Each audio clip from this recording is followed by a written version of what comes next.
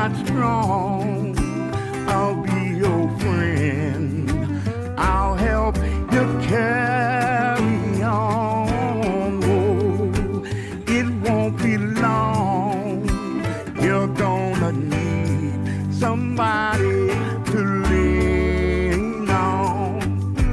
Please swallow your pride. If I have things you need to borrow, oh, no one can fill those are your needs that you won't let show. You just call on me, brother, when you need a hand. We all need somebody to lean on. You just might have a problem that you don't understand. We all need somebody to lean on.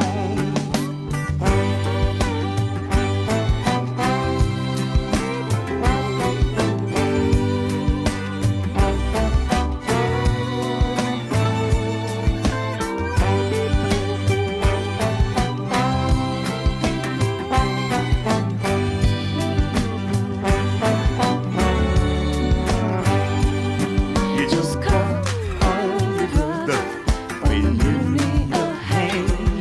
We all need somebody to lean on.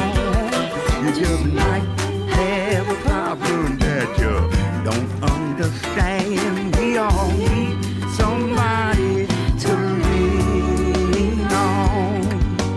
If there is a load you have to bear that you can carry, I'm right up the road. I'll share your load if you just call me. Call me. I'm right up the road. Just call me, baby. I'm right up the road. I'm a friend. Call me. Call me. I'm right up the road. You gotta call me. I'm a friend. Call me. I'll carry your load. Call me. I'll help you carry your load.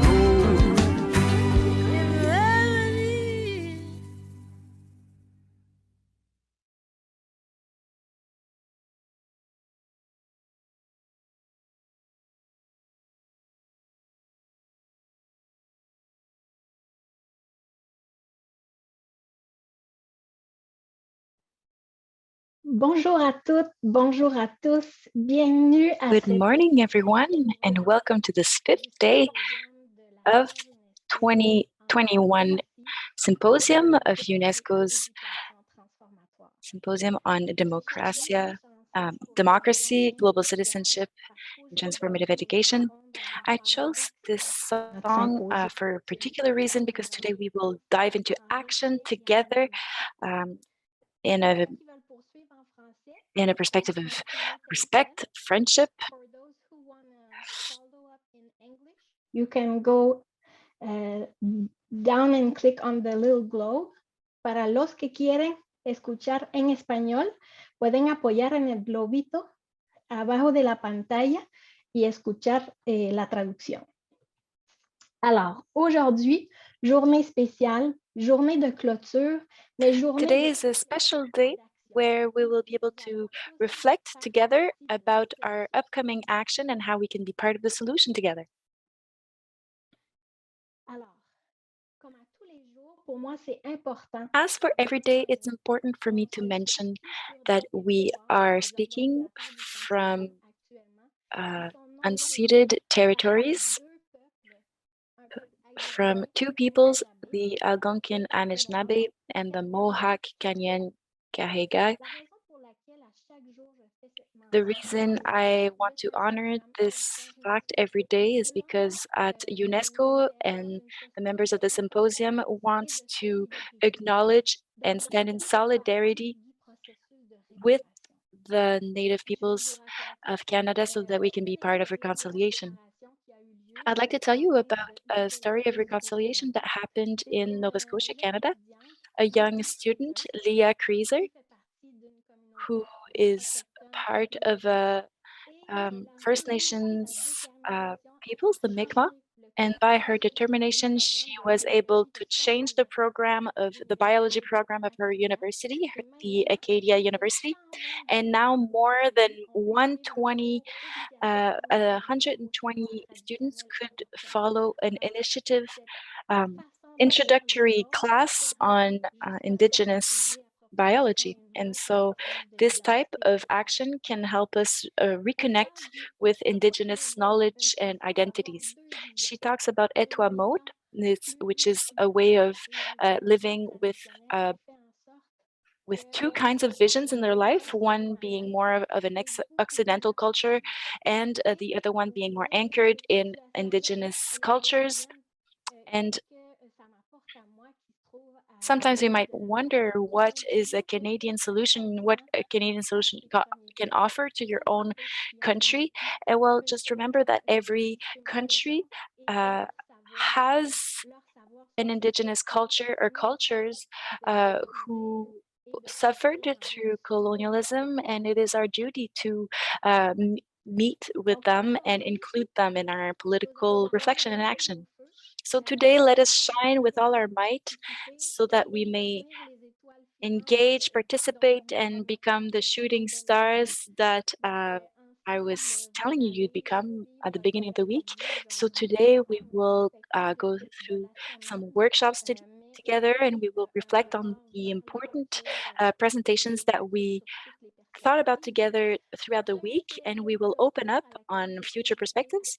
There is a closing ceremony at 2 o'clock Montreal time, and then you will have the opportunity to go and watch the sessions you might have missed on YouTube. I also want to take a moment to thank two allies who really helped me gather all the beautiful pieces of art that I could share with you, who carried so much meaning and vision, so coherent with the values and principles of the symposium's chairs members.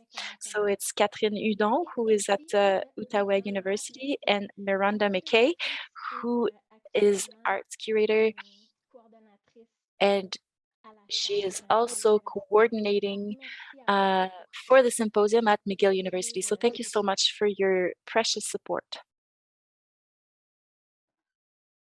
Donc, aujourd'hui, je veux qu'on revienne sur les séances de Paul, de Michael. Let us now touch back on Paul, Michael, Gina's, and Lucy's presentations. We could see how important it is to understand the great paradigms and paradoxes of human consciousness, and that we have to become more aware of human and numeric virtual realities, such as was presented by Michael. And we have a duty, a need to reappropriate our own power and to get informed, of course, and engage in action, and not to stay just in immobility in front of the work that we see coming. Our actions don't need to be necessarily very public or represented in the media. It can be very simple actions that you can do in your everyday life so that you may connect with your family, your communities, and a very nice example of someone who we didn't know about, who is changing our lives nonetheless, Banksy. Even though his creative process is controversial, he does have a great impact on the value systems around the world. And so if you want to go check his work out, please go ahead. You have some links right here. I also want to underscore underscore how our four great panelists who spoke about awareness, power, action, they all at one point or another spoken about living together in a perspective of hope, compassion, respect, and love. And so I will keep this hope as I keep thinking about the challenges lying ahead. And yesterday, as Lucy was speaking, we had an opportunity to speak a little bit after her conference, and her conference ended up quite abruptly. And my first reaction was deception. I felt sad that we couldn't conclude our conversations. And then I said, you know, you Lucy, actually, it's a good thing because environmental, human, and complex questions that need to be addressed. Uh, we can't close these topics. We can't come up with a final solutions. These conversations need to be active. They need to be interactive. And so let's see this as a sign that our conversations need to continue even after the symposium. I want to talk about awareness, solidarity actions, and reparations. This is a piece of work piece of art that really marked me. It is an origami project from Mademoiselle Boris, who is a French artist, in which she used little colorful pieces of paper to suggest a path to liberation. And this project was realized with incarcerated people so that they may find hope, meaning, and is symbolic to their life so that they may dream of a better life. Just as a gentle remember, as every day you will have the opportunity to exchange amongst you and to express your opinions. You will also have an opportunity to receive other people's opinions, and we, of course, hope that these conversations can happen in a respectful manner. So please keep in mind that your freedom is limited to other people's freedoms. And so my own personal wish is that we may find ourselves bathed in liberty, freedom, and listening for the rest of our symposium. So for today, we have a little surprise for you. We have workshops, two types of workshops. So we will begin the first with strategy workshops, and then we will talk about taking actions and networking. And so those are different suggestions. But as we can see with Manon de Pau piece of art here, it's a workshop for creating so that we may bring our spirits to a creative high and exchange some ideas. And now on to the next part of the day. I also wanted to share a piece of art that is very dear to my heart, which is the Wall of Respect, which is found in Chicago. It is a piece of art by William Walker, who built it between the 60s and 70s. Unfortunately, a lot of this art was destroyed by fires and reconstruction, but happily, Georges Saul took a picture of this wall, which was one of the first expressions of social revendications in a perspective of solidarity and liberation, so that the Black community could demand for better rights. And behind me, you can also see another piece of art. It's a fresca, a political fresca, which was done by Onaire, which is an Argentinian collective suggesting mural creations of art which speak about social and political dimensions. So it is a type of activism that allows us to reach to people's imaginary world and imagination. And now, before diving into action, we need a preliminary phase. Earlier, we were seeing Manon de Pau's piece of art showing people going into action. But before we dive into action, I would invite you to reflect and think back about what you were exposed to throughout the week so far. So you will have the opportunity to listen to three panelists who will bring you a brief recap of our week. And so I will leave you in great hands. Nancy Burrows, which is our sessions president for the next hour. And this woman is an expert in international cooperation and citizen action. And for having had the great honor of working with her, I assure you she is so dynamic. She has ideas. For days, and she is so stimulating to talk with. So, without further ado, Nancy Burrows, it is up to you. Thank you so much. Good morning, everyone, and welcome to this fifth day of this intense and stimulating week of the symposium. As Julie was just saying, we are at the last day, and today's form will be a little bit different than the last days. As was saying Julie, today we will share some ideas, perspectives, and thoughts, and we will do a small recap on the last presentations. But of course, we don't pretend that we'll have time to do a full synthesis of the whole richness of what was discussed this week, of course.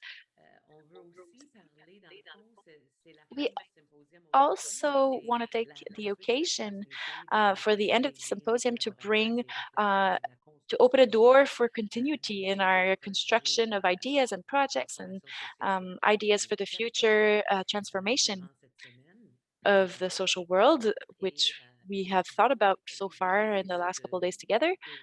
And so the goal would be to keep exchanging, keep fostering a dialogue, and how can we co-construct together after the symposium ends.